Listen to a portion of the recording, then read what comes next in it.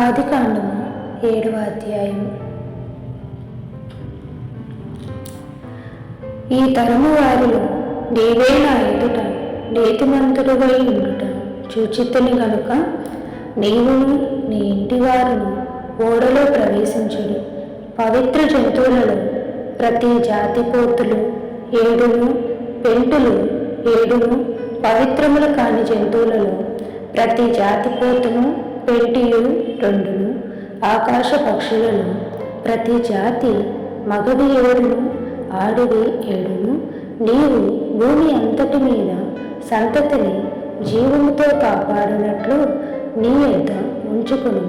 ఎందుకనగా ఇంకను 7 దినములకు నేను 40 పగళ్లను 40 రాత్రులను భూమి మీద వర్షం కురిపించి నేను చేసిన సమస్త జీవరాశులను భూమి మీద ఉండకుండా తుడిచివేయునని నోవాహుతో చెప్పాను. తనకు యెహోవా ఆజ్ఞాపించిన ప్రకారము నోవాహు యావత్తు చేసింది. ఆ జల ప్రవాహము భూమి మీదకి వచ్చినప్పుడు నోవాహు 600 ఏండ్లు వాడు. అప్పుడు నోవాహును అతనితో కూడా అతని కుమారులను అతని భార్యయు అతని కోడండ్రులు ఆ ప్రవాహ జలములను తప్పించుకొనుటకై ఆ ఓడలో ప్రవేశించిరి. దేవుడు నోవాహునకు ఆజ్ఞాపించిన ప్రకారము పవిత్ర జంతువులలోను అపవిత్ర జంతువులలోను పక్షులలోను నేలను త్రాకు వాటన్నిటిలోనూ మగది ఆడుది జతలు జతలుగా ఓడలో ఉన్న నోవాహునొద్దకు చేరును. 7 దినములైన తరువాత ఆ ప్రవాహ జలములు భూమి మీదకి వచ్చెను.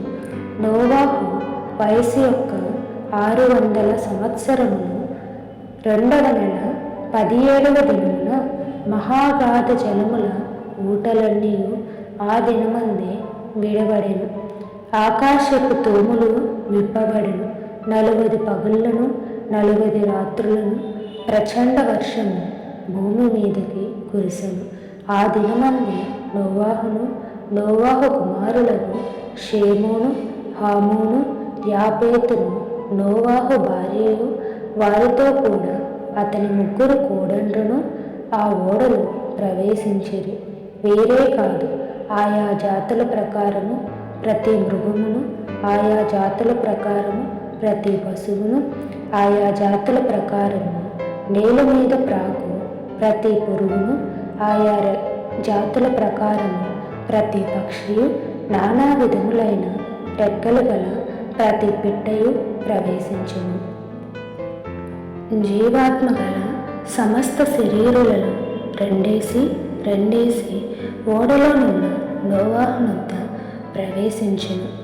ప్రవేశించినవన్నీ దేవుడు అతనికి ఆజ్ఞాపించిన ప్రకారము సమస్త శరీరులలో మగదియు ఆడుదియు ప్రవేశించను.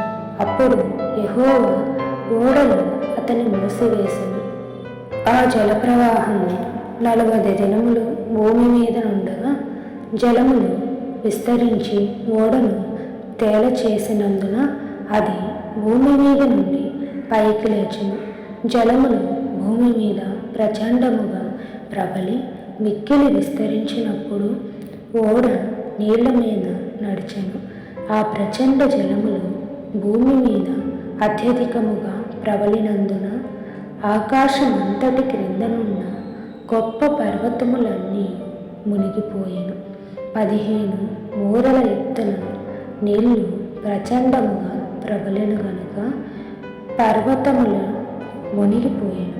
అప్పుడు పక్షులేమి పశువులేమి మృగములేమి భూమి మీద ప్రాకు పురుగులేమి భూమి మీద సంచరించు సమస్త శరీరులేమి సమస్త నరులేమి చచ్చిపోయి పొడి నేల మీదనున్న వాటన్నిటిలోనూ నాసికారంధ్రములో జీవాత్మ సంబంధమైన ఊపిరి గలవన్నీ చనిపోయాను.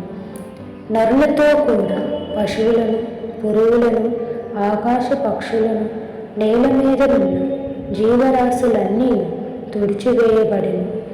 అవి భూమి మీద నుండకుండా తుడిచివేయబడెను.